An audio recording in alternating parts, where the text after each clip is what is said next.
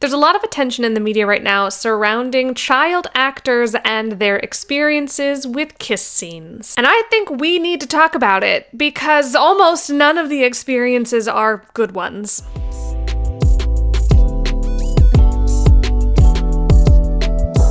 The list goes on and on. Maybe you saw the documentary Pretty Baby about Brooke Shields and how she had to play a prostitute at age 11, or how Kirsten Dunst had her first kiss on screen at age 11 during Interview with the Vampire. Or perhaps you caught the headlines this year about the Franco Zeffirelli production of Romeo and Juliet, where the actors many years later, it was filmed in 1968, so many years later the actors are suing Paramount due to mistreatment. Basically, they were told that they had to perform nude, but they weren't going to use any of the nude footage, and then they used the nude footage, and these actors were 16 and 17. All to say, there is a not great history that we really ought to be looking closely at. So why are child actors so particularly vulnerable in Hollywood? There's a couple of key factors that I think are really important to talk about. The first is that Hollywood is a big old shiny draw, and it makes it this prize that many folks want to win. It's easy to understand how getting a big break as a young actor can feel like this is going to set you up for success for the rest of your life. There is a giant wage gap in Hollywood, with only a small percentage of actors getting into that multi-million-dollar tier, while the vast majority of actors are still working to break through the iron doors of consistent work in Hollywood,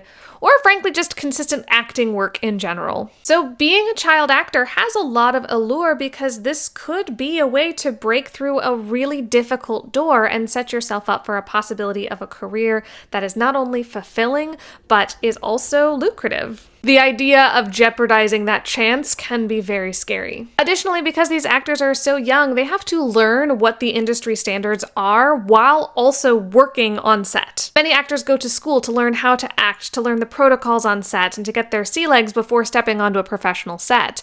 But young actors don't always have that opportunity.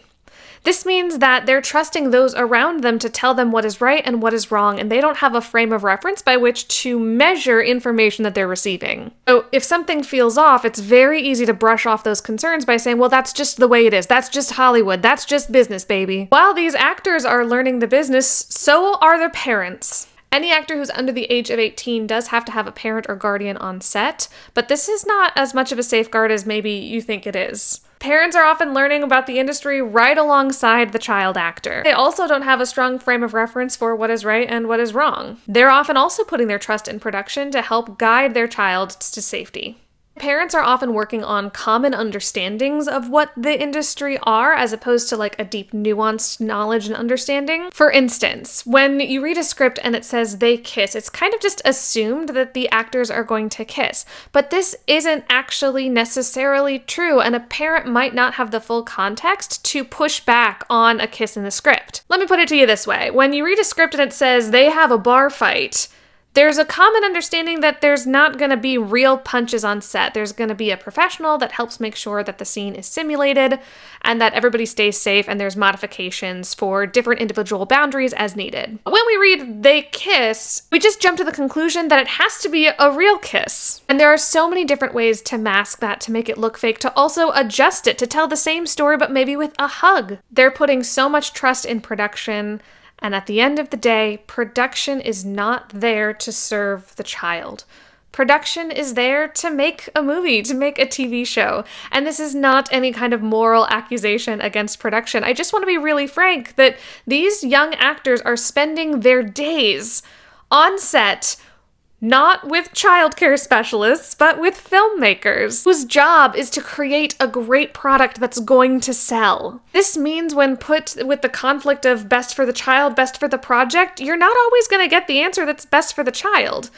Which that's maybe what the parent is there for, but the parent might not know what's best for that either, and also might feel conflict about pushing back against what's best for production, and it just becomes a big tangled mess. These productions are not designed to steward young folks through adolescence, and because of that, we have to pay extra attention to how these factors affect our child actors' abilities to give and receive consent. Because let's be honest, the filmmaking process is not conducive to consent, particularly for those who are often too young to understand the full context and nuance of consent and boundaries. Let's go through some examples. So one of the factors that interferes with an actor's ability to give consent is that they might not actually know that there's going to be any kind of intimacy or kissing when they audition for a project. This is particularly true for young actors who are growing up on multi-season shows. Shameless is a great example of this. They grow up on this show for 10 years, which means they're building a lot of trust and camaraderie with the show producers, the showrunners, but they didn't know that they were going to have to engage in some of that intimacy when they signed up at the age of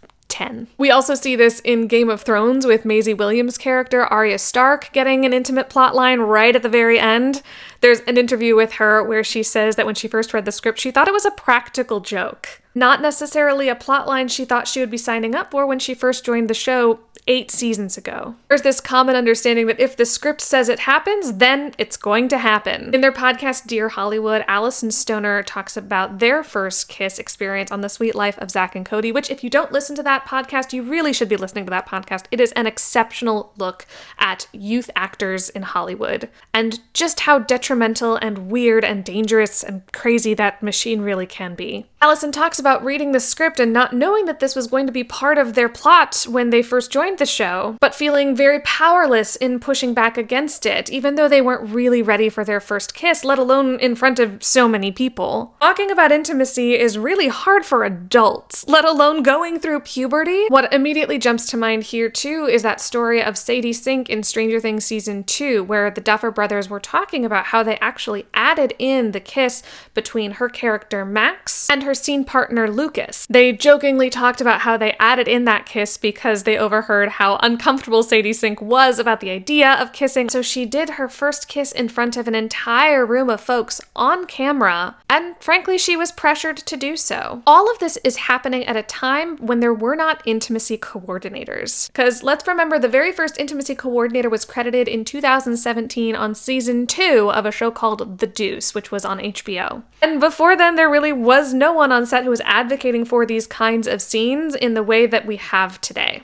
As an intimacy coordinator myself, I've had the great opportunity to work with a number of actors, and many of the adult actors I work with have told me about their first intimate experiences on set or on stage, and just how challenging those moments were, and how they wish they could go back and tell their younger self that they could say no, or they wish that they had had someone like me back then to support them through that moment, because they felt so alone and scared and helpless. When I'm working with young actors, I do a couple of things to make sure that they feel that they have autonomy over their body and over the story that they're telling. Whenever I'm working with any actor, I always make sure that I have some kind of one-on-one conversation. This allows just a safe space to talk about all the things where no one's listening or no one's judging, and with youth, the parents have an option to be there as well, something that the parent and the child figure out between them. But we talk, we say, how are you doing? What are you feeling? How are you feeling about this scene? We build up some trust and we give them an opportunity to ask any questions they have. Things like, what about the height difference? Or if they want to disclose that they've never kissed someone before and that they're really nervous.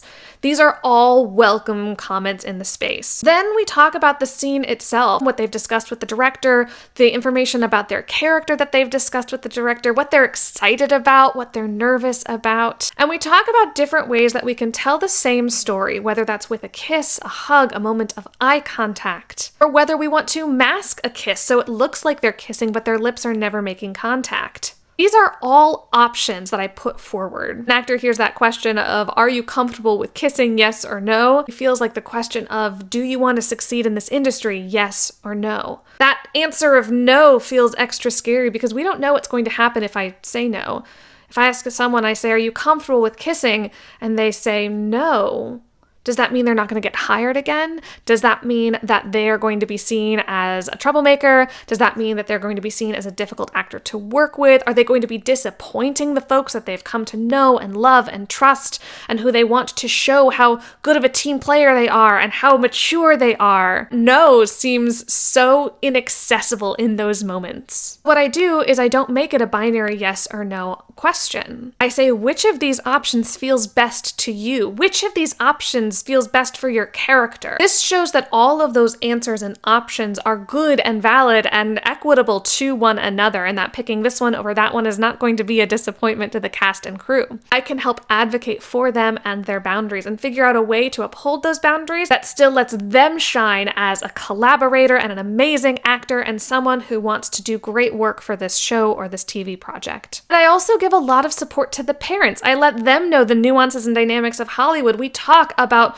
what scenes of intimacy look like now and what they might look like in the future, some things to consider and talk about with their child. We talk about the ramifications of having your visage on screen doing something in perpetuity and the emotional ramifications of that. And I let the parents ask me questions so that they feel like they can give their child the best support possible. Even with all of that, I do not want to end this with the idea that intimacy coordinators are some kind of panacea, that we are here to heal the entire industry and that we are actually this magic cure that will stop all mistreatment of all actors forever. No, that's not the case, as much as I wish it were. This industry has historically mistreated and abused its actors and many of the folks who work very hard to make these projects happen. We can see with the recent strikes, there is a lot going on right now to protect workers' rights in Hollywood. There is a lot of work to be done, especially when it comes to the protections surrounding child actors. I am really thrilled to be part of the solution. My hope is that if a young actor sees the level of care and commitment and respect that they get for a scene that's as seemingly simple as a kiss, that if they choose to advance to more mature intimacy after they turn 18, that becomes their barometer, their measurement for what an intimate scene should feel like. And anything less than that is no longer acceptable. My hope is to equip them with the tools of self-advocacy, self-assessment, and boundary awareness so that they can be more consent-forward artists with their scene partner, but also so they can better advocate for themselves in future projects as well, even if it's not about a scene of intimacy. I am so grateful for the number of actors who are speaking up about their youth experiences, because those are the stories that are going to change our industry forever. I'm really curious to hear what you all think about child actors and these kinds of scenes. From what you've been hearing or what you've seen, what questions do you have? I'm also going to link some of the resources and interviews that I referenced down below so you can look them up yourself. And if you like learning more about how intimate scenes function in Hollywood, please like and subscribe, and I'll be here making content.